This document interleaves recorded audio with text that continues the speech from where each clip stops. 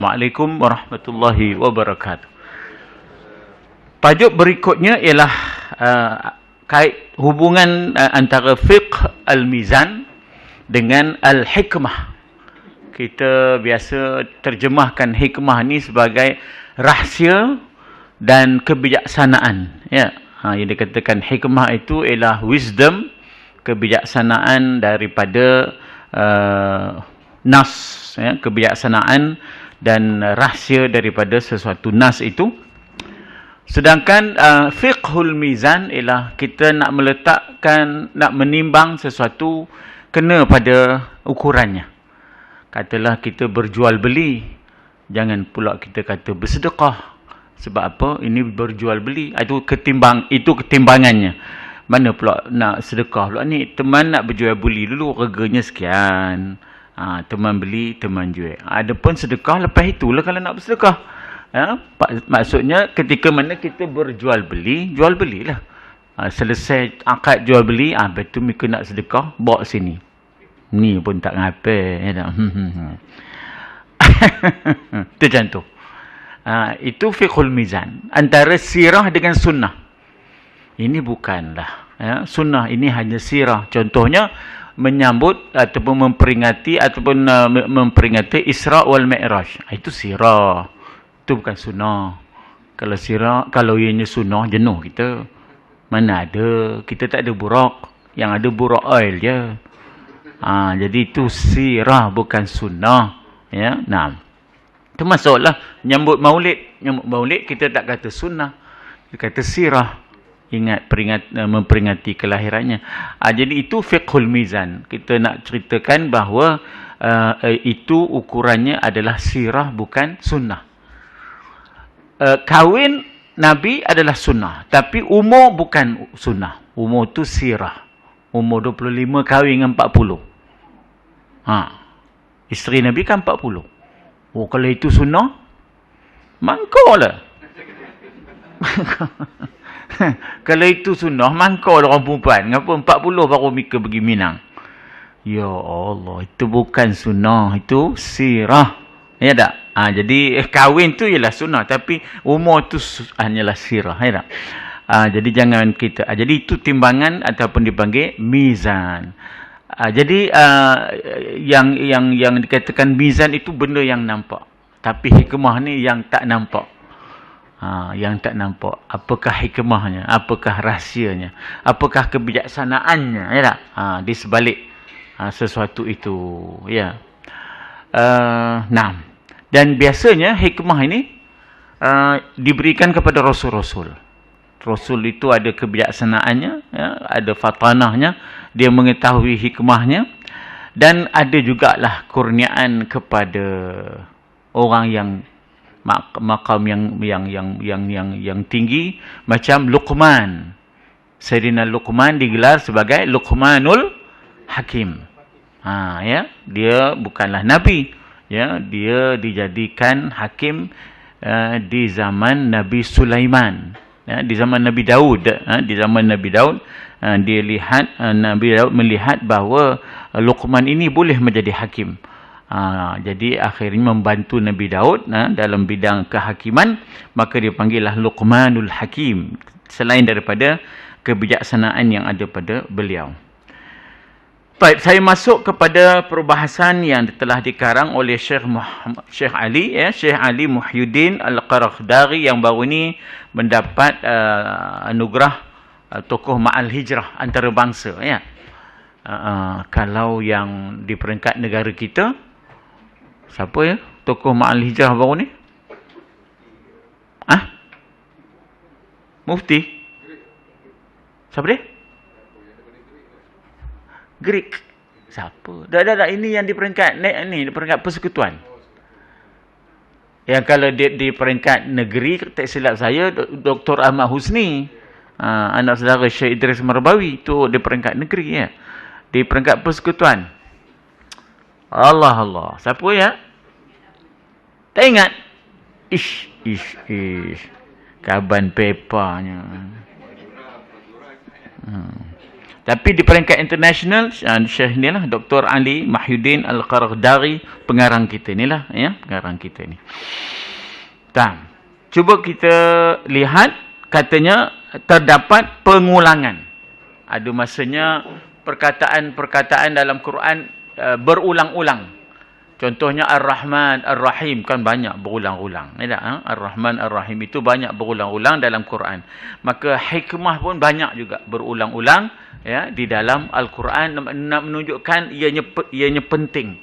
Saya ada sebut bahawa kita ada 3 tingkatan. 1 maklumat, 2 ilmu, 3 hikmah. Yang paling tinggi hikmah lah. Yang paling bawah maklumat. Setidak-tidaknya ada maklumat. Tapi belum sampai kepada ilmu. Naik daripada maklumat menjadi ilmu. Ilmu tu dia sampai ke hati dan akhirnya mempengaruhi peribadi. Itu ilmu. Ya. Dia kalau maklumat tu hanya di sini, ya, fakulti otak ni, mental ni. Tetapi ilmu tu sampai ke spiritual kita, sampai ke hati kita. Dan lagi satu yang lebih tinggi sekali ialah hikmah, kebijaksanaan. Itu yang kita mohon, Allahumma ftah alaina hikmah, kebijaksanaan dia. Sebab ada juga yang berilmu tapi tak ada bijaksananya. Dia niaga buah potong dekat traffic light. Ilmunya ada, ilmu niaga ada, tak? Cara nak buah potong tu. Tapi apa kerjanya traffic light? Orang kira nak nunggu lampu hijau je. Sekarang leboh. Ya tak? Buah tu potong tu dapat, duit lebih tak dapat. Ataupun langsung tak bayar langsung ada. Jadi maknanya tak ada hikmahnya di situ. Ya, tak ada hikmahnya. Ataupun meniaga dekat simpang. Ni maunya weh, ngapa? Atau orang nak lerah. Orang nak laju je. Ya Allah, simpang tak kali nak beli belah. Tumpah lah pun. Langgar di orang. Jadi ada ilmu tapi tak ada hikmah. Ya, itu contoh mudah ajalah. Ya, maknanya kebijaksanaan. Sebab itu kita mohon pada Allah, Allahumma ftah alaina hikmah. Kami mohon kepadamu kebijaksanaan, ya Allah. Mana lebih tinggi daripada sekadar ilmu. Jadi saya dah sebut tadi bahawa mula-mula maklumat, lepas itu naik kepada ilmu, naik kepada hikmah, iaitu kebijaksanaan. Ya. Ya.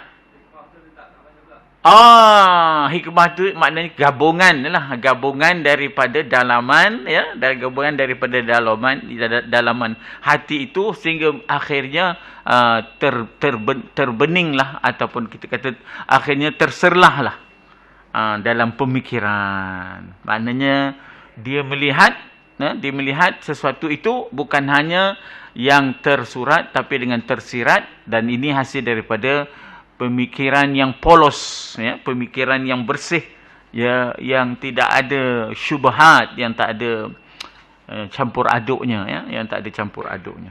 Sebaliknya dia daripada hati bawa kepada pemikiran yang mendalam, pemikiran yang mendalam. Yang juga disebut, ya, yu'til hikmata man yasha. Allah kurniakan hikmah kepada siapa yang Allah kehendaki. Ya, yu'til hikmata man yasha, yang disebut juga Luqmanul Hakim itu, ya. Walaqad ataina Luqmanal hikmah, kata Allah. Demi sesungguhnya kami kurniakan kepada Luqman itu hikmah, kebijaksanaan. Ya. Kadang-kadang tak ada orang berkata bila tak jadi perkara, contoh orang tunang tak jadi hadis puang tu. Apa boleh gitu? Betul lah, adalah di sebalik qada itu, di sebalik tak jadi itu, ya, adalah hikmahnya, yang rahsia yang kita tak nampak apa sebenarnya, kan? Tetapi bagi orang yang pemikirannya polos, ya, bersih, dia boleh membaca dengan firasat dia, ya, dengan firasat dia boleh membaca. Tapi bukanlah pakai kitab tajuk molok pula, tidak. Bukanlah tajuk mulut api, air, angin semua tu. Dia tak boleh ni apa api dengan angin katanya tak. Tak ada kopi tu tak ada pula kopi tu tak. Tapi hasil daripada, ya, dia melihat, ya, hasil daripada dia melihat dengan mata hati, dengan intuisinya, ya tak. Maka dia mendapat firasat daripadanya, ya. Apapun di situ lebih kepada menyuruh kita supaya redha dengan qada Allah. Tak jadi tunang, ya. Kita diasuh supaya redalah dengan qada Allah.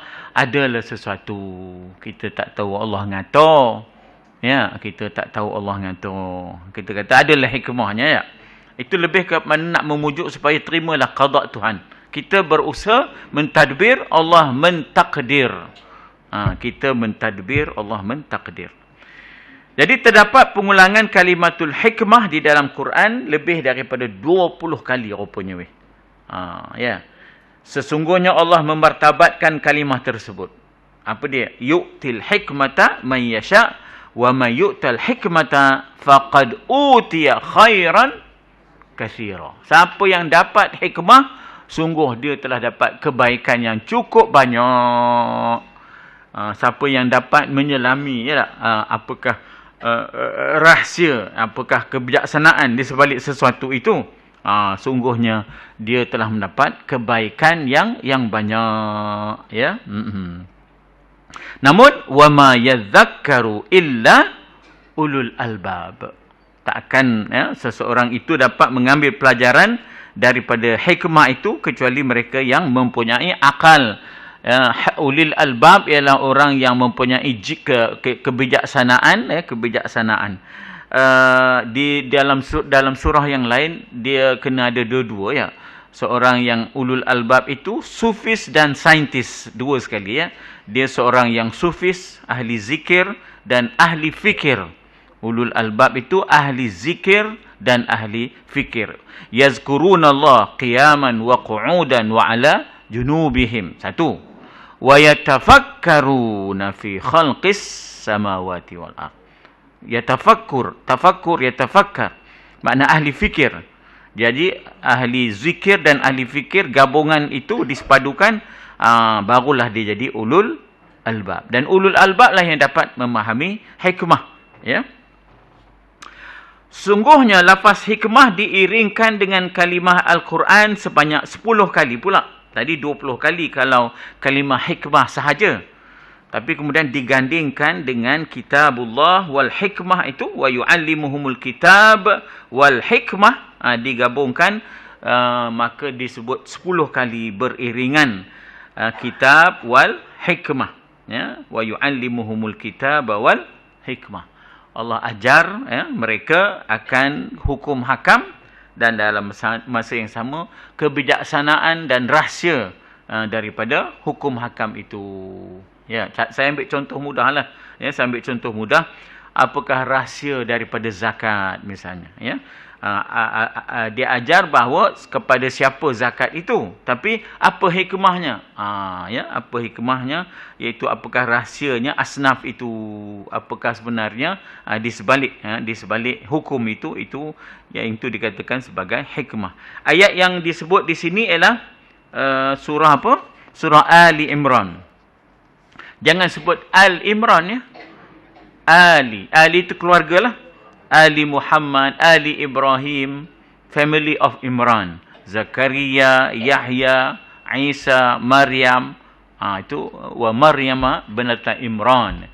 Wa Maryama binata Imran. Maknanya keluarga Imran, ya. Maknanya Ali, bukan Al. Sebab Al lain makna. Al bermakna ialah specific dan definite noun. Iaitu Al. Misalnya saya boleh kata Al-Kitab. This is the book. Al-Kitab. Tapi kalau kitab je, a book. Tak tahu yang mana. A book. Ya. Tapi kalau Al-Kitab, the particular dan specific dan definite apa namanya, kitab itu. Maka itu peranan Al. To definite and to specific, maknanya sesuatu itu. Itu dipanggil peranan Al tu. Jadi bukan Ali Imran, tak boleh. Sebab Imran itu sendiri sudah nama khusus. Dia tidak berhajat kepada Al. Tapi yang ada ialah keluarga Imran. Ali Ibrahim misalnya. Siti Sarahnya, Siti Hajarnya, Ismailnya, Ishaqnya. Itu adalah Ali Ibrahim. Itu adalah Ali Ibrahim. Maka Ali Muhammad ada Ali Imran. Ya. Dalam surah Ali Imran disebut, A'udzubillahi minasyaitonirrajim.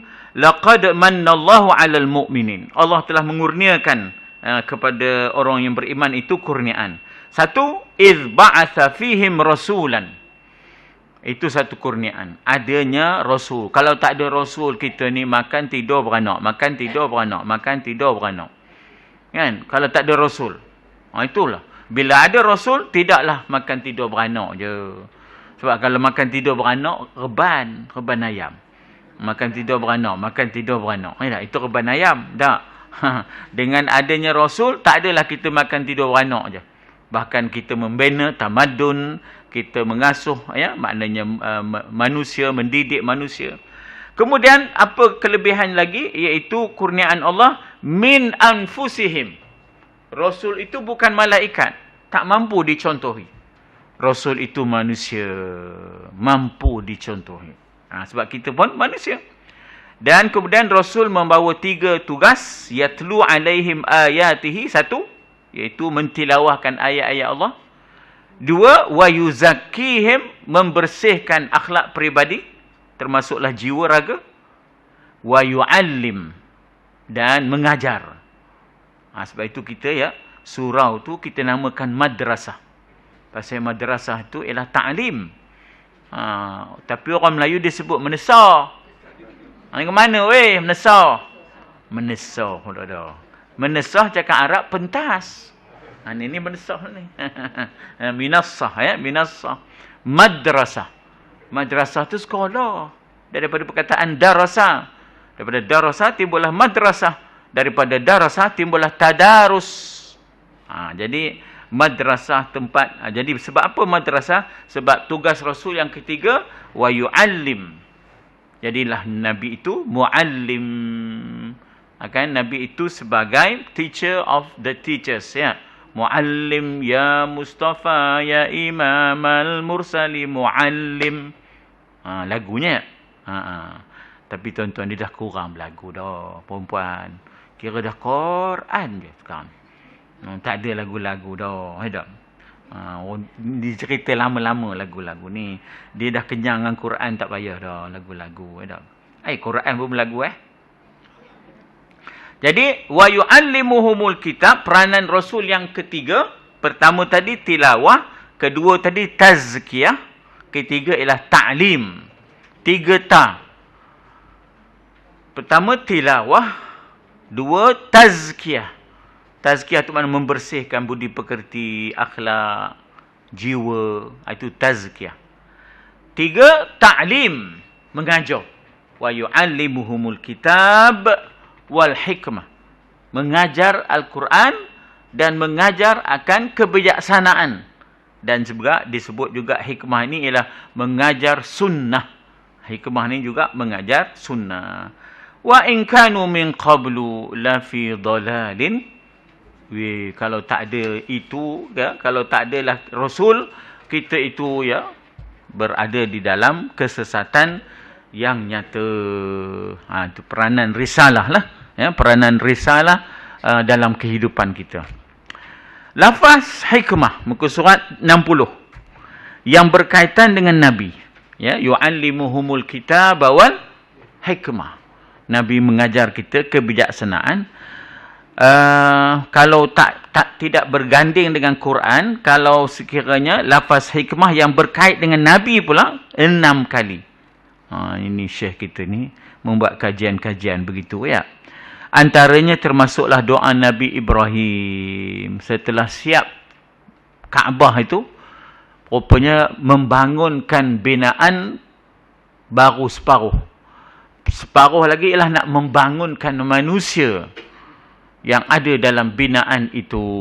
Rabbana wab'ath fihim rasulan. Wahai Tuhan, utuslah mereka seorang Rasul. Maknanya ini doa ni masa bila? Lepas buat Kaabah.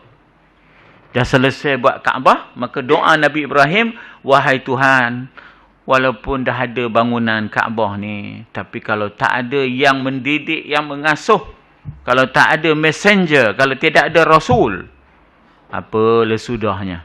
Mana apa demo nak tawab? Tahu ke demo tawab? Kan, kalau kita baca sejarahnya, ada yang tak ikut Rasul, sudahnya tawabnya dalam keadaan bertepuk tangan, bersiui-siui. Boleh langsung. pasal dah tak diikut Rasul, udah. Lantaknya bersiul-siul, lantaknya maknanya bertapuk tangan, keliling tu. Keliling Kaabah tu. Belum kira lagi cerita boleh ni tadi ni. Ngapa boleh tu? Pasal kumur ni banyak dosa. Ya Allah. Mana pasal? Jadi tak layak kumur ni makai baju pula. Udah boleh keliling Kaabah. Haru. Tak? Haru. Tak? Jadi itu gambaran bila mana ada binaan bukanlah segala-galanya. Mak kalau nengokkan sekolah sekarang ya.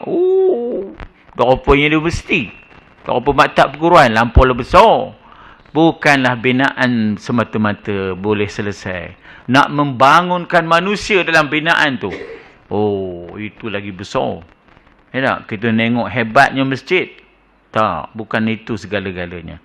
Bagaimana pula nak imarahkan. Bagaimana nak mengisi program. Bagaimana nak melahirkan institusi kecemerlangan. Ya tak? Program-program yang cemerlang. Ya. Tadi saya berbincang dengan sahabat saya, Dr. Azizi, macam mana kita nak buat.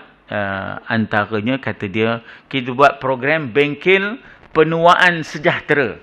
Mak, macam mana tu? Ya tak? Tua-tua lah. Apa nak sejahtera lagi? Kadang-kadang tak sedar ada simptom-simptom. Demensia. Awak nyebut tak kerti. Simptom-simptom nyanyuk.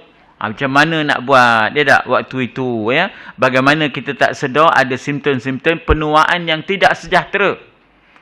Atau dah ngempap je. Contoh, dah ngempap je tak? Tidak nak beriswa. Tidak nak slow job. Tak ada. Tak ada nak beriswa dah. Meta. Tak ada gemar naik tangga lah. Ya tak? Itu semua gambaran kepada penuaan yang tidak sejahtera. Dia lagi kita berumur, lagi kena rigap.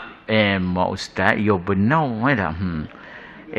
Esok kumur Yankee belaka esok. Baru tahu. Ya tak? Ya, jadi itu dikata mari kita buat bengkel penuaan sejahtera. Kita panggil doktor-doktor. Lagipun kita boleh ambil kerjasama dengan Institut Latihan Kementerian Kesihatan. Sebab di Tanjung Rambutan tu katanya sekarang Kolej Jururawat tu sudah bernama dengan Institut Latihan Kementerian Kesihatan. Mereka ada unit-unitnya. Maka termasuklah unit warga emas katanya. Ya.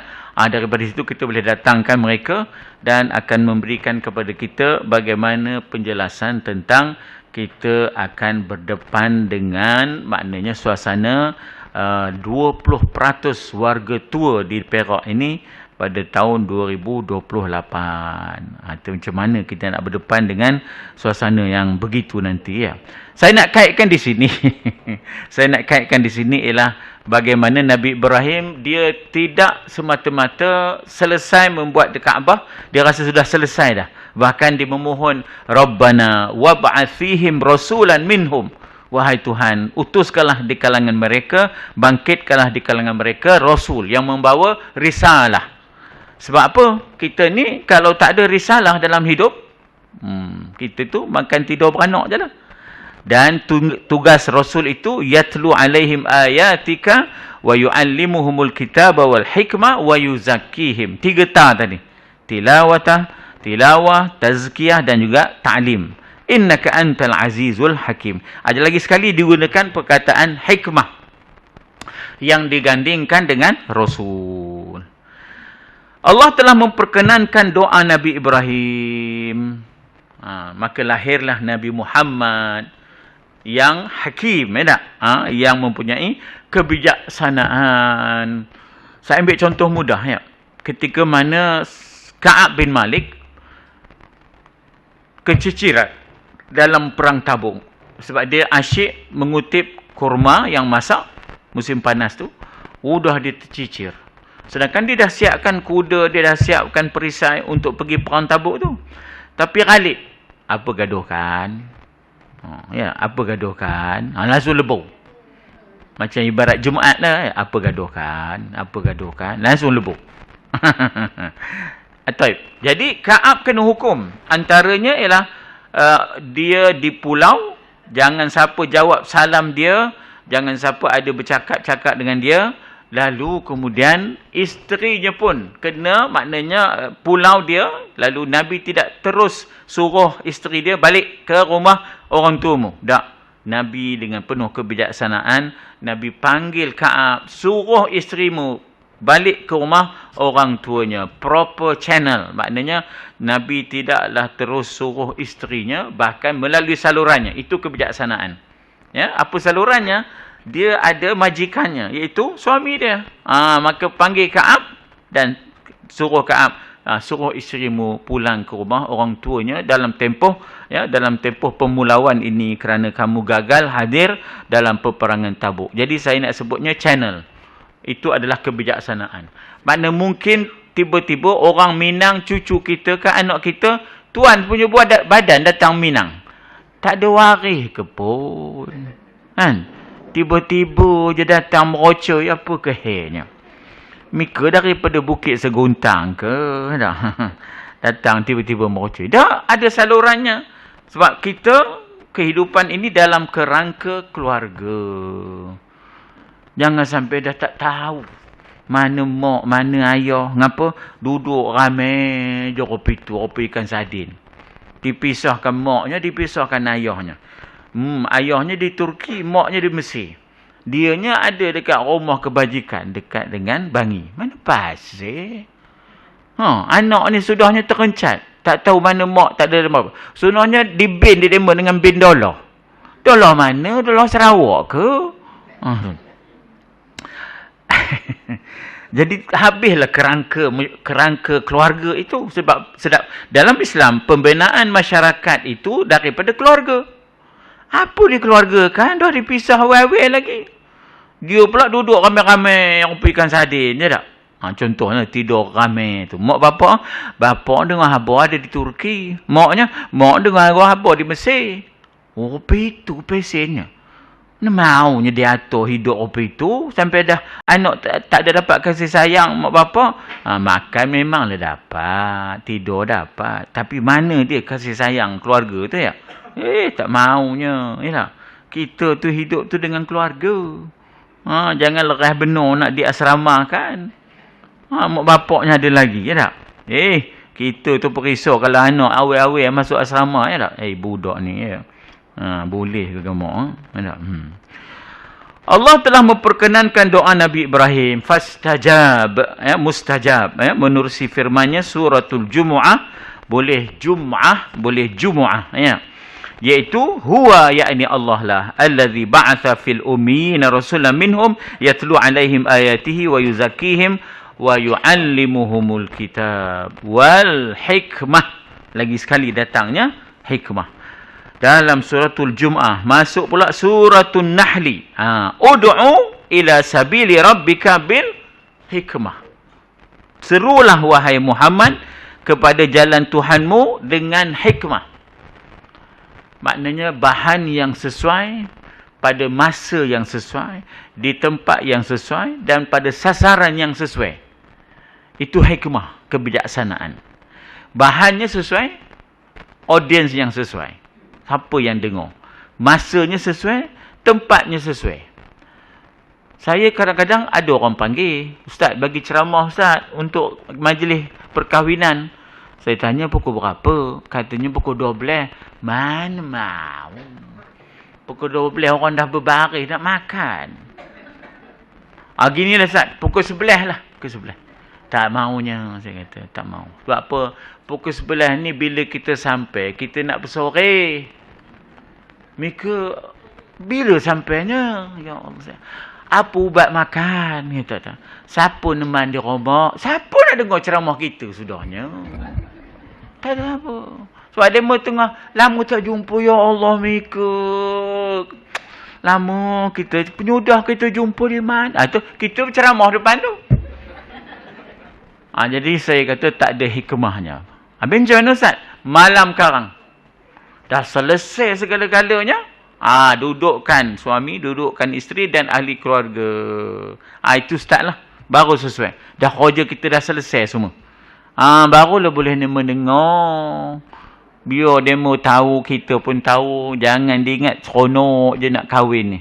Ya tak? Dia ingat yang apa cerita Hindustan je. Ni tak kira nak seronok je. Oi, mak jangan. Ni tak kapal berlayar banyak, banyak gelombangnya, ya tak? Banyak anginnya weh, ya tak? You dia get prepare mentally-nya dari sudut mentalnya. Jadi pandangan saya tak ada hikmahnya kalau kita contohnya mengambil masa yang tak sesuai. Sebab itu al-hikmah tu ialah bahan yang sesuai, pada sasaran yang sesuai, di tempat yang sesuai dan pada masa yang sesuai. Itu kata Pak Nasir di dalam bukunya Fiqhud Da'wah. Cuba kita baca satu karangan Pak Nasir, Bapak Muhammad Nasir daripada Indonesia. Nama kitabnya ialah Fiqhud Da'wah dan saya rasa tak ada diterbitkan lagi.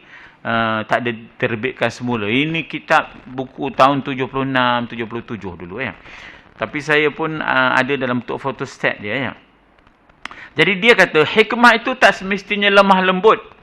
Yang dikatakan serulah kepada jalan Tuhanmu itu dengan hikmah, katanya pilihlah bahan yang sesuai. Jangan kita bicara soal syariat sedangkan akidahnya belum selesai. Kita bicara soal syariat tapi akidahnya masih lagi syirik. Semalam ada seorang mengadu pada saya. Ustaz, macam mana nak buat? Kenapa? Anak saudara saya tu namanya Nur Musyrikin. Ya Allah, apa kerja nama itu? Dalam masa saya mengajar tu, saya cerita tentang nama Hawiyah. Tak sesuai lah nama neraka pada seseorang. Jadi ada anak murid saya tu, kakak dia namanya Hawiyah. Dia. Ya Allah, saya kata, kalau dah namanya begitu, panggilnya jangan begitu. Pasal nak tukar, payahlah. Berapa dah umurnya? Dah 70. Oh, Allah, tak? Kalau nak ditukar tukaran dalam pasport, kena tukar, kad pengenalan kena tukar, geran-geran tanah kena tukar, CJ-CJ-nya kena tukar. Oh, banyak benda ceritanya. Kalau itu tak payahlah. Tapi panggil, jangan panggil Hawiyah dah. Habis ngajar tu, tiba-tiba semalam ada seorang ustaz, macam mana anak murid saya tu. Namanya Nur Musyrikin. Nur orang-orang yang mensyirikkan Allah. Mana pula musyrikin itu nur? Musyrikin itu zulumat. Bukan nur. Musyrikin itu dalam fiz zulumat. Tak? Di dalam kegelapan. Bukan dalam nur. Yang dalam nur itu tauhid. Jadi saya tanya, budak tu besar mana dah? Sekolah menengah dah. Saya ngajar dia masa sekolah rendah dulu. Ngapa nama Nur Musyrikin? Kalau tak nak tukar juga, jangan panggil musyrikin tu. Panggil Nur je. Panggil Nur je. Payah nak tukar. Tapi kalau dia belum banyak sijilnya, boleh lagi tu. Saya kata, tukar boleh lagi tu. Balik cerita kita. Jadi hikmah ni, ialah maknanya, biarlah kita pilih benda yang betul pada sasarannya dan pada masanya dan pada tempatnya. Ud'u ila sabili rabbika bil hikmah. Serulah kepada jalan Tuhanmu dengan penuh kebijaksanaan, memilih bahan yang betul pada sasarannya, pada masanya dan pada tempatnya. Wal mau'izatil hasanah, dan pengajaran-pengajaran yang baik. Ini peranan cerita-ceriti, kisah-kisah. Mau'izatil hasanah ini ialah yang baik dijadikan teladan, yang buruk dijadikan sempadan. Itu pengajaran daripada cerita-cerita yang telah lalu. Itu dikatakan mau'izatil hasanah. Maka itulah orang dulu-dulu bercerita tentang Pak Kaduk lah, jangan tamak, bercerita tentang sang kacit, sang kancil lah, yang pintar. Berceritalah tentang, maknanya cerita-cerita rakyat yang boleh membawa mau'izatil hasanah, membawa pengajaran-pengajaran yang baik. Itu peranan mau'izatil hasanah, iaitu sirah. Cerita-cerita lama itu adalah merupakan mau'izatil hasanah. Berdepan dengan orang yang intelektual, wajadilhum billati hiya ahsan. Berdepan dengan orang yang punya premis pemikiran, yang intelektual, yang bijak pandai. Yang ketiga ni, apa dia? Wajadilhum billati hiya ahsan. Berdebatlah dengan mereka dengan cara yang baik. Sebab kadang-kadang dia ada pemikiran, dia bukan nak dengar je. Ya, dia ada dia punya pemikiran dia sendiri. Ketika itu cara kita berdebat itu mestilah cara yang lebih baik. Mungkin dia emosi, mungkin dia agak maknanya tinggi suara, kita tak. Kita tenang. Kita jangan macam dia juga. Dia katanya rupa wayang kulit. Ya tak? Dia tak boleh. Kita jangan rupa dia juga. Katanya tak? Rupa wayang kulit juga. Tapi tuan-tuan tak nengok wayang kulit. Saya nengok. Atau 40 malam. Bukit Candan 40 malam. Jadi ini 3 step ni. 1, pilih bahan, masa dan tempat dan keadaan. 2, carilah sejarah pengajaran. Dan 3, berdebatlah dengan cara yang lebih baik. Jadi untuk orang-orang biasa ialah hikmah. Untuk intelektual ialah berdebat dengan cara yang lebih baik. Wajadilhum billati hiya ahsan. Untuk budak-budak elok bawa mau'izatil hasanah. Pengajaran-pengajaran yang baik-baik. Yang mereka nak dengar cerita. Cerita. Tak? Hikmah ini turut disebut dalam Quran terhadap nabi-nabi yang lain. Bukan hanya Nabi Muhammad. Ya, Nabi Ibrahim, Nabi Daud, Nabi Isa. Allah mengisbatkan hikmah ini. Isbat ni saya nak sebut apa ya? Allah menetapkan, bolehlah. Ya, Allah menetapkan hikmah bukan sahaja kepada Nabi, bahkan kepada Luqman. Kepada bukan Nabi. Bukan sahaja Nabi lah. Bukan Nabi di sini, bukan sahaja Nabi. Bahkan orang lain seperti Allah Ta'ala isbatkan hikmah pada Luqman. Disebut Luqmanul Hakim. Walaqad ataina Luqmanal hikmah. Ini surah Luqman. Yang ini elok juga. Kita kalau cucu-cucu berimpun, mari sini. Kita dengar cerita Luqman dalam surah Luqman. Ya. Ayatnya ayat 12. Sampailah ke ayat 18 tu. Cerita bagaimana pesan Luqman kepada anak-anaknya. Ya. 1, alla tusyrik billah. Ya. Wa bil walidaini ihsana. Jadi semua pesanan-pesanan Luqman itu boleh kita maknanya deliver kepada cucu-cucu kita. Dengar sini. Lama demo pula tanya, "Atupa Luqman tu siapa, pa?" Tahulah kalau dimanja itu ada Ustaz Luqman katanya. Maknanya tak prepare lah. Kalau itu kalau dah pohnya kata dimanja ada Ustaz Luqman, itu tak prepare lah. Jadi kenalah ready sikit. Sekarang kalau cucu nanya siapa Luqman tu, entahlah poh rasa orang manjoi katanya dah. Mana pula orang manjoi dalam Quran poh katanya. Jadi kena buatlah tambahan bacaan sikit, carilah dari mana datangnya Luqman ini. Berdasarkan pendapat yang kuat dalam bahasa Arab juga rajih. Yang kuat bahawa Luqman ni bukanlah nabi, ya, tapi seorang yang maknanya menjadi warga daripada pemerintahan Nabi Daud, dan Nabi Daud melihat kebijaksanaan dia, maka akhirnya Nabi Daud jadikan dia sebagai hakim untuk membantu bagi pemerintahannya. Yu'til hikmata man yasha. Ayat ni kita dah baca dah tadi, iaitu Allah boleh bagi kebijaksanaan ini kepada siapa yang Allah kehendaki. Wa may yu'tal hikmata faqad utiya khairan katsira. Siapa yang dikurniakan kebijaksanaan, Allah telah kurniakan kepadanya kebajikan yang kita dah ada 2 profesor diraja. Ya, kebijaksanaan yang ada pada Pak Engku Aziz misalnya, ya tak? Maka dia digelar sebagai Profesor Diraja. Dan kemarin, ialah Profesor Syed Naqib Al-Attas diberi gelaran Profesor Diraja. Jadi maknanya itu contoh kita memberikan apresiasi kita, penghargaan kita kepada orang yang bijak. Lalu digelar sebagai Profesor Diraja. Jadi 2 hari sudah tu ialah kepada Profesor Syed Naqib Al-Attas, yang mempunyai kebijaksanaan yang luar biasa. Pernah, ya? Dia dalam bidang teologi, dia dalam bidang falsafah, Profesor Syed Naqib Al-Attas. Tapi kalau misalnya kita kata Profesor kita kata Engku Aziz dalam bidang ekonomi, dalam bidang kemasyarakatan, ya tak? Tapi kebijaksanaan lah.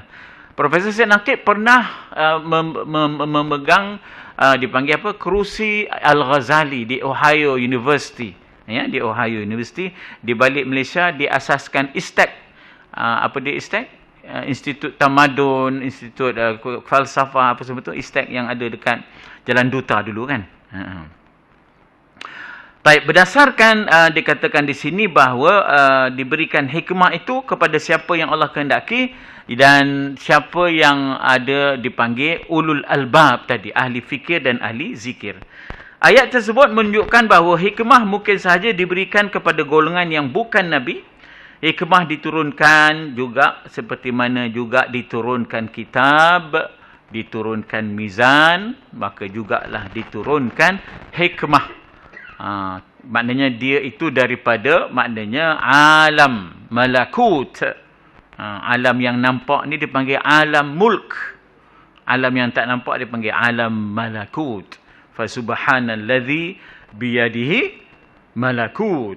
Tabarakalladzi biyadihil mulk. Jadi dua alam ni. Satu alam mulk yang nampak, alam malakut yang tak nampak, yang Allah Ta'ala kurniakan. Wazkuru ni'matallah. Surah Baqarah 231. Wazkuru ni'matallahi alaikum. Ingatlah. Wa amma bi ni'mati rabbika fahaddith. Ya, adapun dengan nikmat-nikmat Tuhanmu hendaklah disebut-sebut. Jadi antara nikmat Allah kepada kita yang begitu banyak, ya, antaranya ialah wa ma anzala alaikum minal kitab wal hikmah. Ada kereta berbunyi weh. Gamoknya kereta siapa? Cicam kan? Hanya orang yang hikmah tahu. Kereta siapa tak? Allah Ta'ala suruh ingat dan sebut-sebutlah. Kenang-kenangkanlah nikmat Allah. Sebab itu dalam surah Wad-Duha tu, di hujungnya, wa amma bi ni'mati rabbika. Adapun nikmat Tuhan itu sebut-sebutlah. Apa dia? Alam yajidka yatiman. Ingat, kamu dulu yatim. Biasanya orang yatim itu tak akan dapat penjagaan, pemeliharaan. Tetapi fa'awa. Allah jaga kamu. Pelihara kamu. Dapat maknanya, apa nama tu, Halimah yang mau menyusukan kamu. Orang lain dah tak nak nyusukan dia. Ngapa weh? Atau siapa nak bayar upah susu? Atau apa dah tak ada. Siapa apa orang dolar? Abdullah. Atau yatim? Taklah. Tak ndaklah kau menyusukan. Ngapa? Siapa nak bayar upah susu? Kan pok amai-amai, belalang kupu-kupu, tepuk ramai-ramai. Boleh upah? Dah bayar belum upah tu? Suami-suami ni tak, isteri tak termasuk. Ini suami-suami. Dia dah bayar dah upah susu belum? Tak. Ya. Apa pula upahnya? I kira lah 2 tahun susu lektogen. Dapatlah tahu berapa upahnya. Ya tak? Maknanya kiaskanlah dengan susu lektogen tu. Abang, baru kira seorang je. Ya. Anak kita 6. Kali lah pula. Allah abang, oi. Tunggakan kita abang. Banyak abang kena bayar ni. Lalu ke bayar anda? Rasanya kalau kita laporkan kepada Jabatan Insolvensi, gamaknya muflis abang ni so. Tapi balik cerita kita, dah tak ada siapa nak nyusukan dia. Ngapa tak ada siapa yang akan bayar upah susu? Lama kata dia Halimah, mohlah kita bawa balik ke kampung kita, Bani Sa'ad. Manalah tahu kok esok dia ni membawa tuah kepada kampung kita. Gitu. Sudahnya tak ada upah pun. Halimah Sa'diyah daripada Bani Sa'ad tu, dia makan Sa'diyah tu. Tak ada ambil upah pun. Tak ada ambil upah. Apa nak ada upah kan? Tak ada, dolar dah tak ada. Abdullah tak ada kan? Tapi jadi subur lah Bani Sa'ad tu. Dengan segala rumput padang ragutnya, dengan kambing-kambingnya semua jadi subur. Beranak-ranak pula kambing dengan unta apa semua, ya tak? Tanaman pun jadi subur, lepas itu lembah pun jadi beraya apa semua. Ya. Kemudian fa'awa, pula kamu dibela oleh datuk kamu. Awa tu mana dilindungi dan dipelihara. Kemudian dibela pula oleh Abu Talib. Kemudian dapat pula Khadijah. Itu semua menunjukkan bahawa fa'awa, nikmat Tuhan. Allah pelihara kamu, lindung kamu. Wa wajadaka dhallan fahada. Itu nikmat. Daripada tersesat, tak tahu jalan keluar pada kemulut masyarakat, tiba-tiba fahada, dapat hidayah, iaitu Quran. Itu pun adalah nikmat. Wa wajadaka ailan fa'aghna. Engkau itu miskin, tiba-tiba jadi kaya. Itu pun nikmat. Macam mana tu? Ialah asalnya tak ada harta. Kahwin dengan Khadijah. Dah kaya. Maka fa'aghna. Maka Allah perkayakan engkau dengan berkahwin dengan Khadijah. Hujungnya wa amma bi ni'mati rabbika. Sebut-sebutlah dulu kita susah weh. Allah pergi sekolah pun kita beg raga je. Bila hujan tu jenuh nyokop dengan plastik. Kan kita dulu beg raga. Ya tak? Pergi ke sekolah berjual tak? Berjual cucuk. Apa nama ni, jambu air tu cucuk. Berjual di sekolah. Ya tak? Bawa sagun berjual di sekolah. Itu nikmatnya. Atau kawan-kawan belilah sagun tu. Makan setengah je. Setengah lagi dia main sembur-sembur ropak Ultraman. Nikmatnya ya Allah situ ya. Di antara nikmat juga ialah anzala alaikum minal kitab, diturunkan kita panduan, manual ya, sebab kita ini produk yang berjenama ya, kita ini ahsani taqwim. Jadi branded product ini dia mesti ada manualnya. Jadi manual manusia yang branded product ini yang disebut ahsani taqwim, the best among the creatures ini, maka diturunkan manual. Manualnya ialah kitab. Adanya kitab, jadilah kita ini terpelihara. Kalau tidak ada kitab, kita jatuh martabat asfala safilin.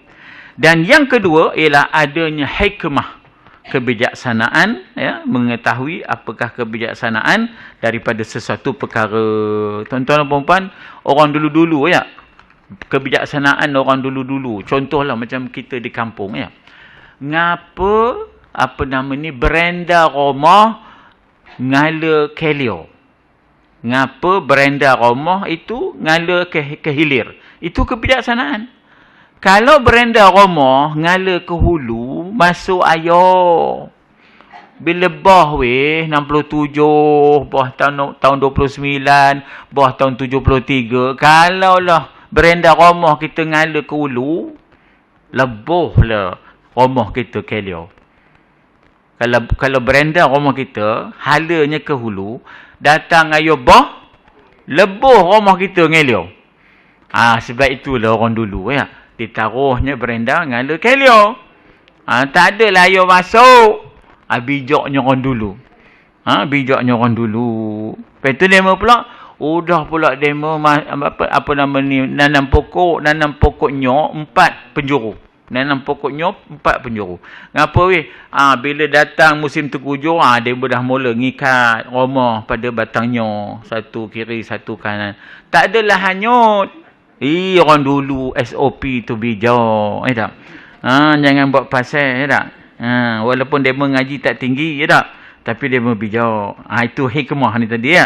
Ya'izukum bihi, Allah Ta'ala memberikan pengajaran kepada kamu. Berdasarkan kefahaman yang mendalam, muka surat 61. Berdasarkan kefahaman yang mendalam terhadap Quran, hikmah terbahagi 2. Satu, hikmah kepada para Nabi. Kedua ialah golongan biasa tetapi akalnya polos, pemikirannya. Ya, tidak ada kacau, tidak bercampur-campur dengan yang bukan-bukan. Ya, tidak bercampur dengan benda yang karut-karut, yang khurafat, maka dia akan mendapat hikmah. Allahu Akbar. Baik, saya baca sikit lagi tuan-tuan, definisi, ta'rif. Ya, maknanya apa sebenarnya hikmah. Tadi diceritakan berapa perkataan hikmah ya. Itu jam tu betul kan?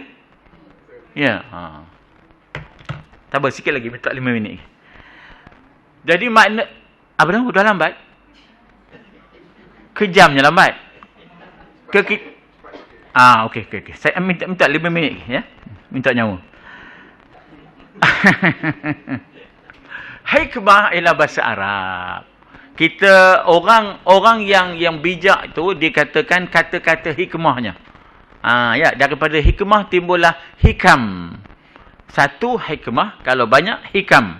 Ada kitab namanya kitab hikam, iaitu di dalamnya kata-kata hikmah daripada Ibnu Athaillah As-Sakandari. Penuh dengan hikmah. Contohnya apa dia kata? Benamlah diri anda di dalam tanah yang gembur, sesuatu yang tidak dibenam tidak akan tumbuh. Itu dia kata-kata hikmah dia. Maknanya tanamlah ego. Jangan kita ego besar diri. Sesuatu yang tidak ditanam tak akan tumbuh. Maknanya pribadi kita tidak akan jadi mulia dan anggun kalau kita tidak merendahkan diri. Itu kata hikmah dia. Itu orang dulu mengaji kitab tasawuf, namanya kitab hikam. Hikam tu daripada hikmah. Ya? Apa kata dia? Satu contoh lah. Banyak dalam tu hikmah dia. Kata-kata hikmah dia. Dia kata, benamkanlah diri anda dalam tanah yang gembur. Mak, ya benar. Sesuatu yang tidak dibenam, sesuatu yang tidak ditanam, tak akan tumbuh. Kita ada benih pokok macam-macam dah. Ya tak? Macam-macam lah zaman sekarang ni. Cokanan lah ada. Apa segala doyan apa di dua ke apa benda orang tak tahu. Iyalah ada. Kalau tidak ditanam, tak maulah tumbuh. Oh sudah. Maka begitulah diri kita. Ada dalam diri kita, ya, perasaan-perasaan bangga diri, kepercayaan ada pada kita itu, perasaan ego. Tanamlah semua itu. Sesuatu yang tidak ditanam tak akan tumbuh. Maknanya janganlah kita membiarkan ego kita, sombong kita, kagum pada diri kita itu. Tak benamkan, nanti barulah tumbuh mulia ataupun kita kata kemuliaan pada diri kita. Itu contoh hikmah, ya. Kata-kata Ibnu Athaillah As-Sakandari. Hikmah dari sudut bahasa ialah mengawal. Supaya tidak maknanya tidak terbabas. Itu maknanya hikmah. Kalau ibarat kuda, supaya terkawal kuda itu, kita yang urus dia, bukan dia yang bawa kita. Kita yang bawa dia kepada tempat yang sepatutnya. Kalau kita lepas, maka dia yang bawa kita. Tak ke mana-mana lebuhnya. Dia tengok di rumah kita ada kalender kuda, dia pun bawa kita ke race course. Dulu rumah kita tak apa-apa. Ngapa? Kalender kuda. Ya Allah. Dulu. Tak apa-apa. Kalender kuda. Jadi sudahnya kuda pun bawa lah kita ke race course. Sebab itulah yang dikatakan hikmah tu ibarat tali alat yang mengekang kuda itu tadi. Jangan dikelain. Tak boleh salahkan kuda tu. Sebab apa? Pasal dalam rumah kita ada kalender dia. Dia pun bawa lah kita ke race course. Masa itu tak apa-apa ya. Masa itu. Dalam rumah kita lagi satu ada kalender, kedai pomen ke, kedai tayar ke. Betty Grable. Dalam rumah kita kan. Gambar bintang filem. Suzy Kwong ke pun tak. Masa itu, ya Allah. Tak tahu nak ngaburkan penin ni kita. Ada dalam rumah ada URTV. Tengah-tengah URTV tu ada gambar artis. 2 muka surat besar. Dapat tu masuk dalam frame. Terus lekat dalam rumah. Nur Kamulah Sari. Contoh ya tak? Contoh. Case of no, ya tak? Saya sebut Kamulah Sari. Orang lain saya sebut tu. Kamulah Sari, ya tak? Hikmah daripada sudut bahasa Arab bermaksud, yang dikatakan hikmah dari sudut maknanya bahasa Arab juga ialah dengan makna akal, sempurna, hikmah. Terkawal daripada bebal. Kalau kita bebal ni tengin lah. Tengin benar lah. Bila orang cakap, dia tak faham. Orang kata, usahlah orang kampung itu semua dalam poket teman. Besar benar poketnya. Ya Allah, bebannya lah dia ni. Ngapa lah tengin benar. Takkanlah maknanya kita faham orang kampung semua dalam poket tu ada dalam poket. Nak ngaburkan semua cakap kita tu demo dengar. Teman kenal demo siapa? Semua dalam poket teman. Saya sebut ni bukan apa tuan-tuan. Ada kawan saya tu jahatnya di sekolah. Tapi sekarang jadi guru besar. Jadi bila mana cikgu-cikgu ni adalah faham-faham lah nak nyelit-nyelit, nak lari-lari, dia buat opini je. Dia itu. Mana reti kalau nak berdoa. Nak nyelit-nyelit semua dalam poket, semua dalam poket. Jadi dia buat opini je, dia kata semua dalam poket.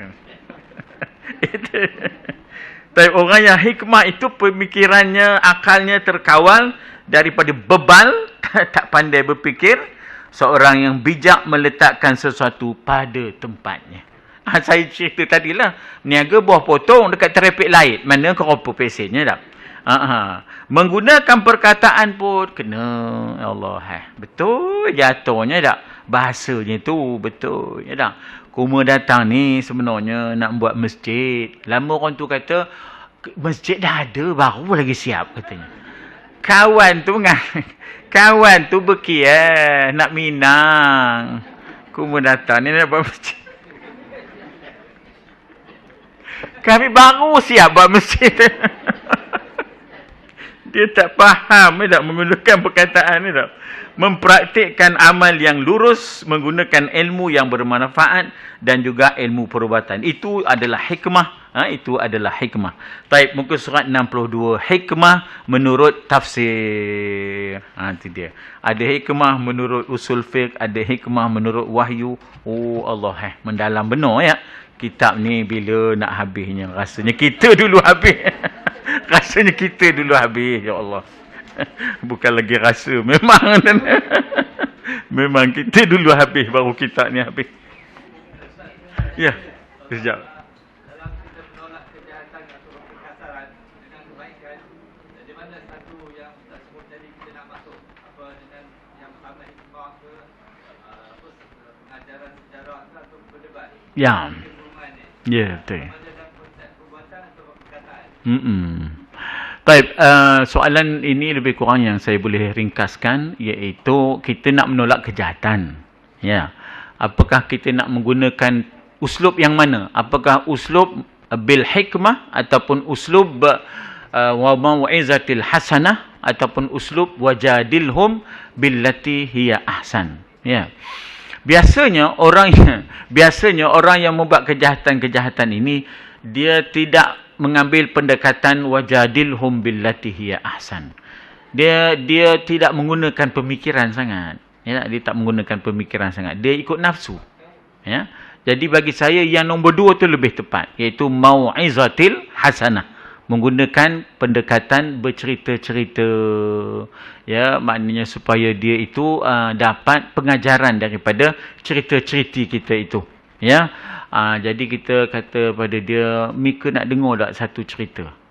Dia tengah dalam maksiat itu, tapi tiba-tiba kita bawa dia ke satu cerita yang boleh membawa pengajaran. Jadi pada pendapat saya yang nombor 2 lebih tepat untuk mencegah kemungkaran, dengan menggunakan uslub yang kedua, mau'izatil hasanah. Kalau intelektual, yes, nah. Kalau dia orang biasa yang suka buat maksiat, yang sudah pun memuja nafsu begitu, dia tak ada intelektualnya dah. Tapi kalau yang memang intelektual, maknanya dia jenayahnya jenayah intelektual. Bila mana dia cuba, maknanya kita kata mengemukakan teori-teori yang pemikiran, masa itu memang kena buat pendekatan pemikiran lah, pendekatan intelektual lah. Tapi kalau orang biasa, kita pakai mau'izatil hasanah lah. Dia tenggelam dalam maksiat, tapi dia orang biasa. Yang itu ambil mau'izatil hasanah lah, pengajaran yang baik. Tapi kalau yang buat jenayah ni intelektual, jadi kena gunalah pendekatan intelektual jugalah. Yang ketiga tadi, berdebat, ni tak? Ya tuan. Adakah adik kalau siapa Yunani yang bernama Sokrates tu, adakah dengan Lokman? Apakah di zaman itu? Tak? Kalau kita nak baca sejarahnya ialah Luqmanul Hakim ialah zaman Nabi Daud, Nabi Sulaiman, ya tak? Nabi Daud, Nabi Sulaiman. Adapun soal Socrates, Plato dan sebagainya ini tak jauh daripada zaman Nabi Isa alaihi salam. Tak jauh daripada zaman Nabi Isa alaihi salam. Jadi jarak jauh lah antara maknanya Luqman dengan Socrates dengan Plato dan sebagainya itu. Socrates, Plato kemudian itu dekat zaman Nabi Isa, dekat zaman Nabi Isa, selepas Nabi Isa. Lain satu lagi, muslimat, kau ada? Tapi kita nak simpulkan pengajaran pada hari ini kaitan di antara, pertama ialah kita kata hikmah tadi ialah yang mengawal, ya, hikmah tadi ialah yang mengawal dan juga membebaskan seseorang daripada kebebalan, ya tak? Kemudian hikmah begitu tinggi disanjung sehingganya diulang dalam Quran 20 kali, ya, dia sahaja. Kemudian digandingkan pula hikmah dengan Nabi. Kemudian digandingkan pula hikmah itu dengan maknanya selain daripada Nabi. Jadi menggambarkan bahawa tingginya martabat hikmah, ya, tingginya martabat hikmah. Saya dah sebut tadi bermula dengan maklumat, kemudian menjadi ilmu, kemudian menjadi hikmah, ya. Dan dipersoalkan tadi bagaimana ulul albab tadi ialah ahli zikir dan ahli fikir barulah memahami hikmah. Jadi kuat zikir kita dan kuat fikir kita barulah kita dapat memahami hikmah. Dan kata-kata hikmah kalau dah banyak jadi hikam, ya, satu hikmah, kalau dah banyak jadi hikam. Kata-kata hukama, orang dulu-dulu kata-kata hukama, ya. Jadi kata-kata hukama. Hukama jamak daripada hakim. Kalau alim jamaknya ulama. Ya, kalau faqir jamaknya fuqara. Kalau faqih jamaknya fuqaha. Kalau hakim jamaknya hukama. Itu dia. Wallahu a'lam. Ya. Subhanakallahumma wa bihamdika asyhadu an la ilaha illa anta astaghfiruka wa atubu ilaik. Wabillahi taufiq wal hidayah. Wassalamualaikum warahmatullahi wabarakatuh. Ghani